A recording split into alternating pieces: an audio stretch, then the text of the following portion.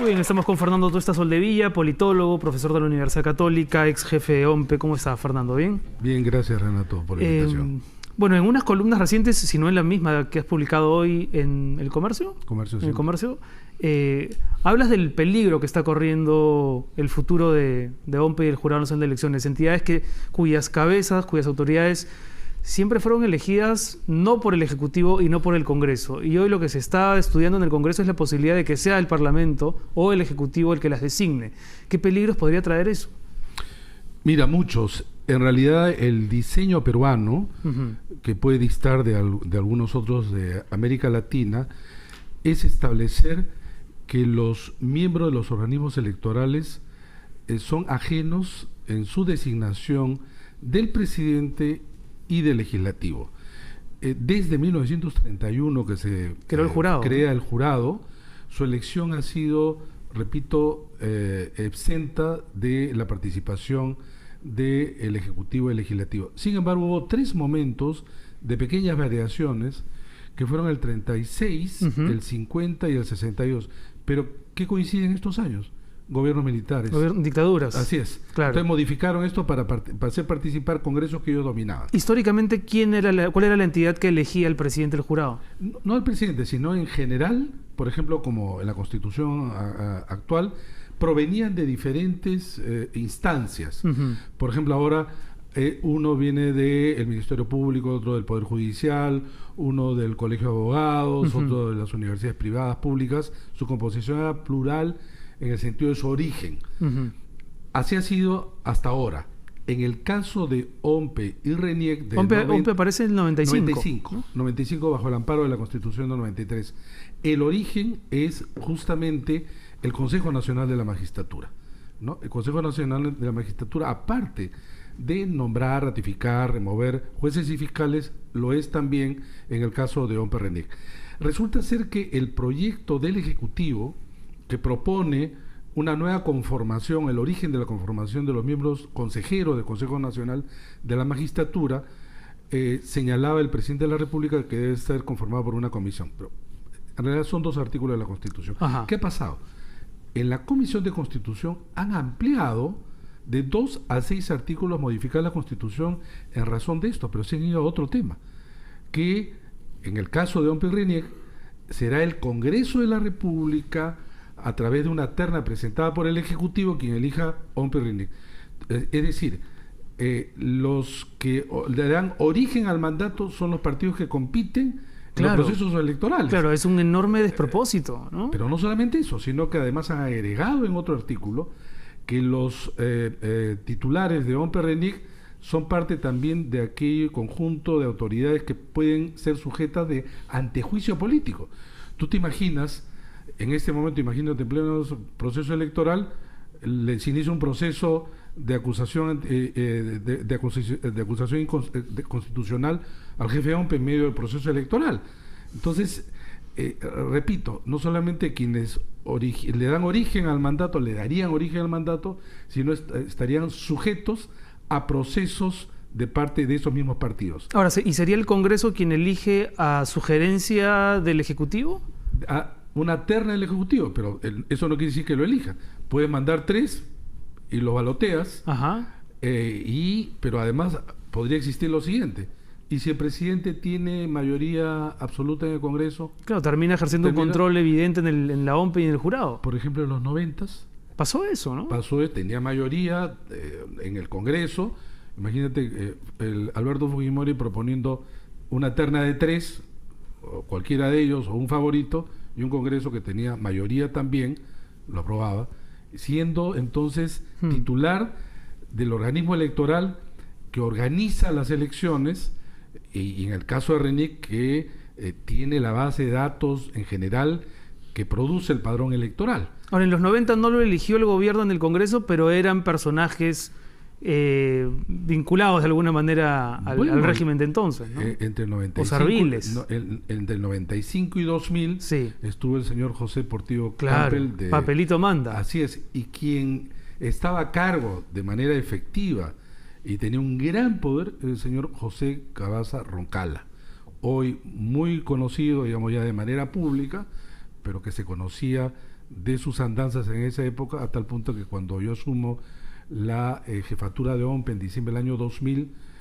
tuve la grata satisfacción de firmar la resolución de su cese como de toda la gente involucrada, y por lo tanto desde diciembre del año 2000 hasta el año pasado, 2017, es decir, 17 años, la OMPE ha sido una institución que ha estado, había limpiado y mantenido un personal técnico profesional destacado que produjo elecciones limpias, democráticas e incuestionables, incluido la del 2016. Hablemos un instante de Cavazza, este personaje que fue sindicado como operador de Montesinos en OMPE en su momento y que fue contratado por el partido de Pedro Pablo Kuczynski para capacitar a los personeros en la campaña del 2016. Sí. ¿Te parece verosímil la versión de que ni Kuczynski ni Mercedes Arauz, entonces, digamos, las máximas autoridades dentro del partido, tenían conocimiento de quién era este señor? Mira, ha salido un comunicado, ¿no? Tratando de delegar responsabilidades, pero a ver, es una campaña, es un personaje con un historial pernicioso. Un prontuario. Un prontuario, eso. Un prontuario. Ahora, sin embargo, sin eximir de responsabilidad, yo te digo, había gente incluso en la propia OMPE que no sabía ahora ya es muy conocido, pero antes de esto ni siquiera conocían a este señor, porque la gran ventaja que tenía es que nunca fue un personaje público. Fue un gran operador, y que nos hemos recién enterado de su capacidad de poder haber, después de salir de la cárcel, que debe haber sido a inicio de este siglo, comenzar a tejer una red incluso mucho más extendida en democracia, que incluía además este poder sobre la base de jueces, fiscales, Consejo Nacional de la Magistratura, e incluso el intento de captura nuevamente de la OMPE en la administración anterior, o sea, que felizmente en la actual se ha sacado a todos esos funcionarios y autoridades importantes de la institución, y por lo menos el nuevo jefe de OMPE, o por lo menos el que tiene la encargatura, ha estado tomando decisiones en un buen sentido. Pero regresando a tu pregunta, que no la quiero... Sí, que un personaje de esa naturaleza ahí estaba en el riñón del pepecaucismo. Pero ¿sabes qué? Me parece grave, por un lado, pero ya sabíamos, y José Cavazza no va a hablar, porque ha hablado solamente lo que ha querido. Él ha estado asesorando partidos y candidatos a lo largo de este tiempo. Ningún partido ha tenido ningún resquemor, empacho en relacionarse con este señor. Ahora bien, porque acá viene el otro tema, que es: si lo contrató, ergo casi hay elecciones fraudulentas en el año 2016. Y aquí hay que tener una gran diferencia, porque la responsabilidad de Peronos por el Cambio es una, y la otra es saltar a decir de que hubo fraude en el año 2016. En primer lugar, una cosa es el señor Cavazza en la década del 90, controlando la institución, relación con Montesinos y un gobierno que lo cobijaba. Claro, no es el mismo Cavazza del 2016, evidentemente. Pero en un sentido, puede ser peor. Pero a lo que voy es que una cosa es fuera de OMPE, 2016, y que le puede haber vendido, como a muchos estoy seguro, la idea de: como yo soy un gran operador, puedo hasta hacerlo ganar, por ejemplo, ¿no? Es una gran mentira, porque además habría que demostrar que tuvo ya gente, digamos, en los niveles altos, que además involucrara a una serie de personas dispuestos a, por ejemplo, manipular las elecciones. Además, esos crímenes perfectos no son con un montón de personas, y menos haber incurrido, digamos, en esta posibilidad de manipular las elecciones. Fernando, pasando a otro tema, aunque no del todo, estamos por celebrar unas elecciones municipales, regionales, hay funcionarios efectivamente encargados de estas entidades, pero no deja de ser un síntoma de estos tiempos que vayamos a ir a las urnas con las principales entidades electorales sin cabeza. Sí, este es un serio problema. Es un mensaje muy... Sí, es terrible lo que ha ocurrido a partir de estos operadores en contubernio con jueces, fiscales y sobre todo consejeros. Pues el Consejo Nacional de Magistratura nombraba jefe OMPE. Después nos hemos enterado de la forma como lo ha nombrado. Y el señor Castillo permitió, o no sabemos si estuvo coaligado, con gente como Cavazza, que indirectamente colocó funcionarios. Esto obviamente lleva pues no solamente a sospechas, sino hay una inseguridad. felizmente que gracias a la denuncia de los medios de comunicación, en reportajes, que esto salió a flote. Se está corriendo contra el tiempo, hay gente que está haciendo muchos esfuerzos, pero incluso más allá, Renato, del esfuerzo que puede hacer la OMP, incluso el Jurado Nacional de Elecciones, imagínate que no estén en ningún caso cuestionados, acá ya hay un problema mayor. Estamos viendo de manera ya cada vez más expandida,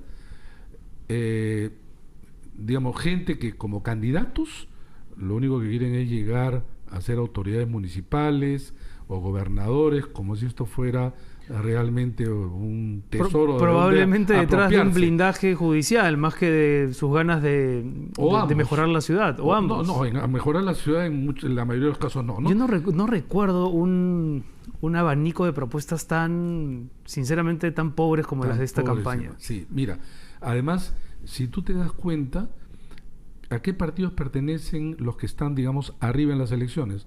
Partidos que son franquicia, partidos personalistas o cascarones, pero además se ha extendido de tal manera este cambio entre partidos y candidatos que hoy por hoy incluso el término transfugismo ya está entrando en desuso, porque la fluidez que van entre candidatos y partidos es tan grande, incluso los televidentes podrán ver en su propio distrito, podrán conocer alguno que otro candidato y ver que la relación con el partido que lo soporta le llama la atención. Ahora, más allá de lo débiles que son estas agrupaciones, y aquí ya le hago la pregunta al politólogo, al analista político, ¿cuál es tu explicación para que el señor Rayardo, que consignó más de 200 páginas falsas o copiadas o plagiadas en su plan de gobierno, el señor Belmont, que el abanderado de la xenofobia en las últimas semanas, y que el señor Urresti, que tiene un proceso por violación de derechos humanos todavía en camino, sean los que están arriba en las encuestas? Es que no hemos entendido nada. Se supone que veníamos de una ola de audios que nos debían tener a todos reflexionando sobre temas morales, éticos, y de pronto las encuestas dicen, bueno, por lo menos en Lima nadie aprendió nada. Hay dos dinámicas. Uno, el deterioro efectivamente de la calidad de los candidatos, partido franquicia, más algo que no se puede eximir de responsabilidad de la propia ciudadanía. La ciudadanía, la opinión pública dice, no me interesan los asuntos públicos porque está asqueada por lo que fuera, se retira, y entonces al no estar, digamos, intentando informarse, etcétera, esto que para nosotros es interés, digamos, cercano, para mucha gente no lo es. Y entonces tú ves que incluso Rayardo, que va primero, hay un tercio de la ciudadanía que no lo conoce. Entonces, ¿por quién está la gente inclinándose? Por los conocidos, claro, por los populares, por los que estuvieron mucho más visibles en un tiempo. Incluso los que son alcaldes y los que tienen de alguna manera más experiencia, en algunos casos hasta mejores programas dentro, comparativamente, tienen 1%, 2%. No los conocen en algunos casos 2/3 partes. ¿Qué te dice el instinto? ¿Se moverá la foto de aquí a 20 y pico de días o no? Va a depender del interés de la gente. Si es que coincide también con una cobertura que los medios tratan de abrir, puede haber algún movimiento. De lo contrario, esto no se va a mover y podremos tener un alcalde de Lima con un porcentaje bajo dentro de lo que es histórico. Ahora estamos hablando de 15, 16%. Si ya eso lo arreglas eliminando los nulos y blancos, podemos tener un alcalde de 20, 25%, y que no va a ayudar, por ejemplo, los debates, por una sencilla razón, son tantos. Claro, ahí no hay metodología posible que haga didáctico ese debate con 23 candidatos. Curiosamente, lo que a nosotros siempre se ha celebrado, que lo haga el Jurado Nacional de Elecciones, pero al hacerlo tiene que invitar a todos, y son 20.